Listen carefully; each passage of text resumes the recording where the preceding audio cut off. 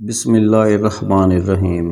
جنات کے ایمان لانے کا واقعہ جنات کے قرآن سننے اور ایمان لانے کا حدیث صحیح میں اس طرح آیا ہے کہ رسول اللہ صلی اللہ علیہ وآلہ وسلم کے بعثت کے وقت جب جنات کو آسمانی خبریں سننے سے روک دیا گیا تو آپ کی نبوت و بعثت کے بعد جو جن آسمانی خبریں سننے کے لیے اوپر جاتا تو اس پر شہباب ثاقب پھینک کر دفع کر دیا جانے لگا۔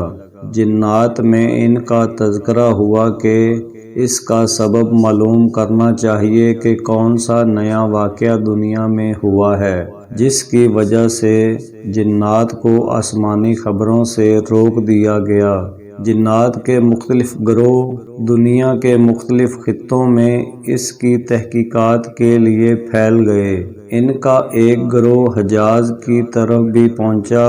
اس روز آن حضرت صلی اللہ علیہ وآلہ وسلم اپنے چند صحابہ کے ساتھ مقام بطن نخلہ میں تشریف فرما تھے اور سوق عکاظ کی طرف جانے کا قصد تھا۔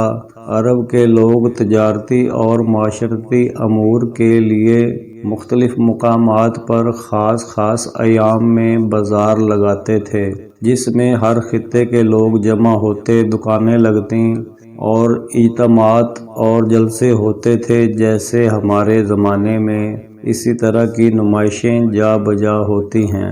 انہی میں سے ایک بازار مقام عکاظ میں لگتا تھا۔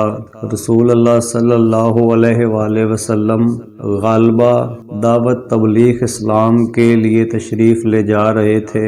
اس مقام بطن نخلہ میں آپ صبح کی نماز پڑھا رہے تھے کہ وہ جنات یہاں پہنچے۔ قرآن سن کر کہنے لگے کہ بس وہ نئی بات یہی ہے جو ہمارے اور آسمانی خبروں کے درمیان حائل ہوئی ہے۔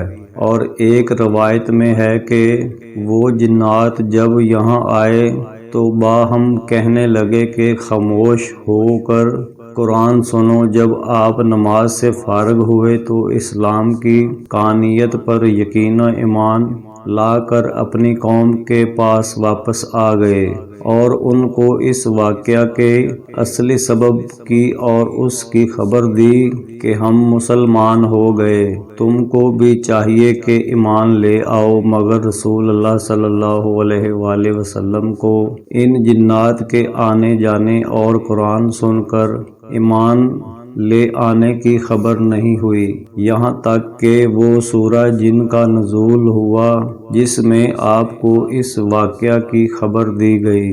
اور ایک روایت میں ہے کہ یہ جنات مقام نسبین کے رہنے والے تھے اور کل 9 یا بعض روایات کے مطابق 7 تھے۔